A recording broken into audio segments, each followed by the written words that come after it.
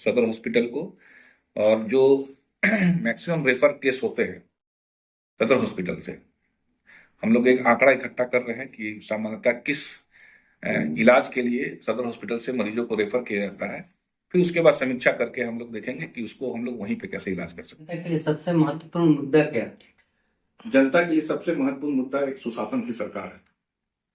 सुशासन की सरकार रहेगी तो जनता के सारे मुद्दे खुद ब खुद हल हो जाए। मैं उस एक जिम्मेवार नागरिक होने के नाते एक जिम्मेवार जनप्रतिनिधि बनना चाहता हूं और यही मेरी मुझे ऊर्जा देती है। इस बार हम बंगाल जीतने जा रहे हैं। बंगाल में भारतीय जनता पार्टी की सरकार। जनता की प्राथमिकता है मेरा मानव विकास।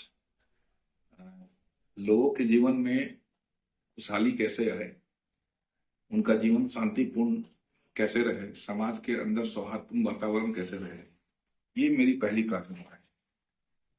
अरवल जिले विधानसभा की प्रमुख समस्याएं शिक्षा, स्वास्थ्य, बेरोजगारी आदि समस्याओं के समाधान के बारे में आप क्या सोचते हैं? देखिए, अरवल में आपने शुरुआत की शिक्षा, स्वास्थ्य, बेरोजगारी। शिक्षा, इस देश में राइट टू एजुकेशन एक्ट के तहत मुफ्त और अनिवार्य शिक्षा लागू है, जिसमें हमें अपने प्राथमिक विद्यालय से लेकर उच्च विद्यालय तक अनिवार्य शिक्षा अपने लोगों को देना है। इसके तहत में सरकार काम भी कर रही है। हर पंचायत में एक हाई स्कूल खोला गया है। हमारे यहाँ अरवल जिला में लगभग 73 हाई स्कूल है और 42,000 बच्चे उस हाई स्कूल में पढ़ रहे हैं। तो हाई स्कूल की शिक्षा को दुरुस्त करना मेरी प्राथमिकता है। स्वास्थ्य के क्षेत्र में हमारे यहाँ सदर हॉस्पिटल और प्राथमिक स्वास्थ्य केंद्र और सामुदायिक स्वास्थ्य केंद्र ये हैं। सदर हॉस्पिटल में हम लोग का प्रयास है और बेहतर किया जाए सदर हॉस्पिटल को। और जो मैक्सिमम रेफर केस होते हैं सदर हॉस्पिटल से, हम लोग एक आंकड़ा इकट्ठा कर रहे हैं कि सामान्यतः किस इलाज के लिए सदर हॉस्पिटल से मरीजों को रेफर किया जाता है। फिर उसके बाद समीक्षा करके हम लोग देखेंगे कि उसको हम लोग वहीं पे कैसे इलाज कर सकते हैं। आपके अनुसार अरवल जिले की सबसे बड़ी चुनौती क्या है? अरवल इसके समाधान के लिए आप क्या करते हैं? अरवल जिले की सबसे बड़ी चुनौती NH-139 है। NH-139 एक आज के दिन में कह सकते हैं कि वो मौत का NH बना हुआ है। आए दिन हमारे लोग दुर्घटनाग्रस्त होकर अपनी जिंदगी गंवा रहे हैं और इसलिए मैं जो सबसे अधिक मेरा जोर है NH-39 का चौड़ीकरण, फोर लेनिंग, और वो सारी अहर्ता पूरी करता है। NH-39 सबसे बिजी ट्रैफिक वाला एक रोड है।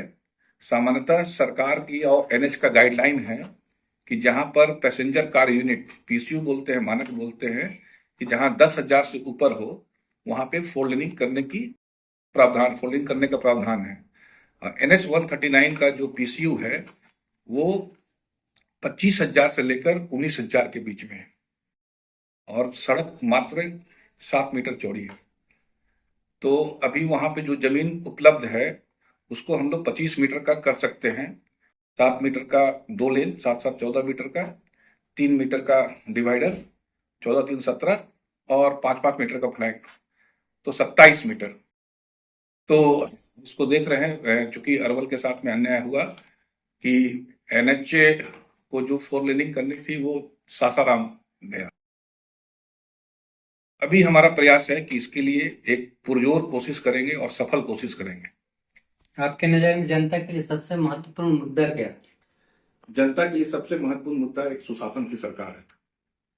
सुशासन की सरकार रहेगी तो जनता के सारे मुद्दे खुद ब खुद हल हो जाएंगे। आप अपने राजनीतिक करियर में किन कारणों से प्रेरित हुए? मैं राजनीतिक जीवन में एक जिम्मेवार नागरिक के हैसियत से मैं हमेशा ये सोचा करता था कि 2 तरीके से राजनीति में आकर आप अपने समाज का, अपने राज्य का, अपने देश का सेवा कर सकते हैं।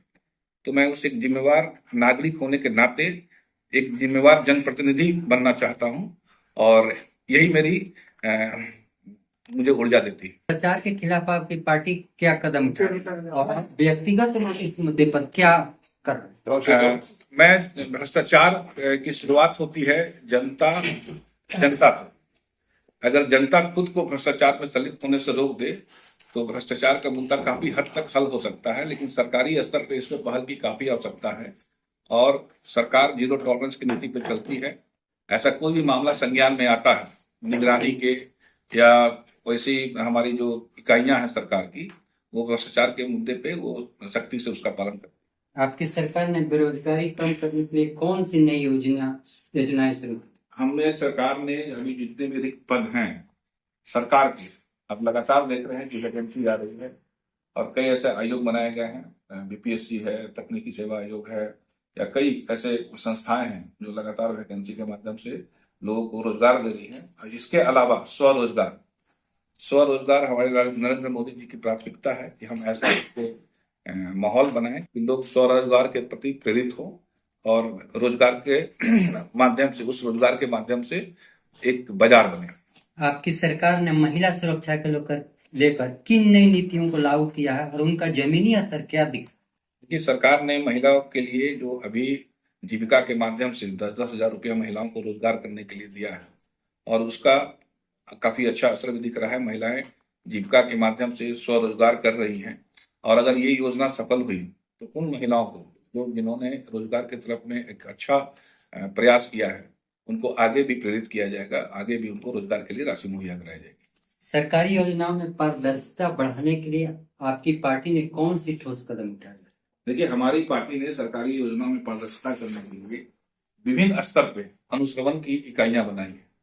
सांसद के अध्यक्षता में आपको दिशा की बैठक होती है, उसके बाद विधायक की अध्यक्षता में अन्य कई योजनाओं का अनुश्रवण होता है और उस अनुश्रवण के माध्यम से आप योजनाओं को पारदर्शी बना सकते हैं। बिहार में युवाओं का पलायन लगातार बढ़ रहा है। एक अनुमान के अनुसार 3 करोड़ लोग बाहर काम करने के लिए गए हैं। आपकी पार्टी या सरकार इस समस्या को रोकने के लिए कौन सी ठोस योजनाएं चलाई?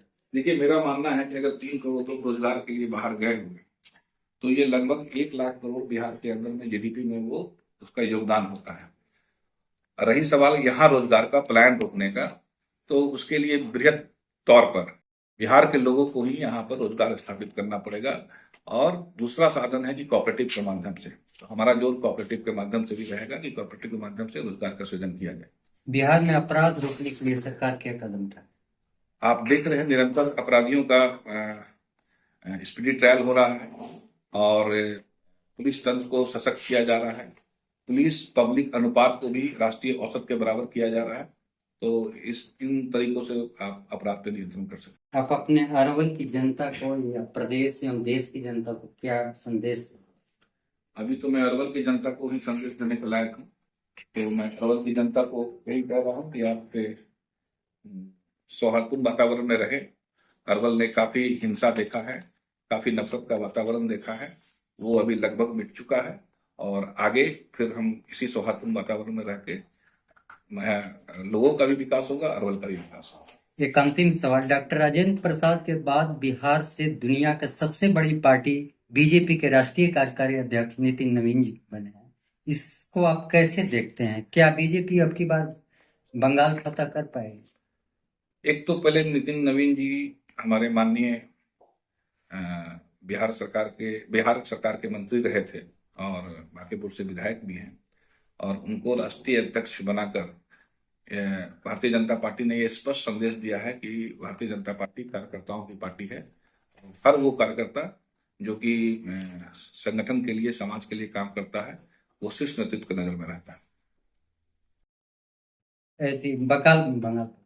बंगाल चुनाव हमारे लिए चुनौती है। पिछले बार भी बंगाल में हमारा काफी अच्छा प्रदर्शन रहा था, पिछले 2 लोकसभा चुनाव से और 1 विधानसभा चुनाव से। इस बार हम बंगाल जीतने जा रहे हैं। बंगाल में भारतीय जनता पार्टी की सरकार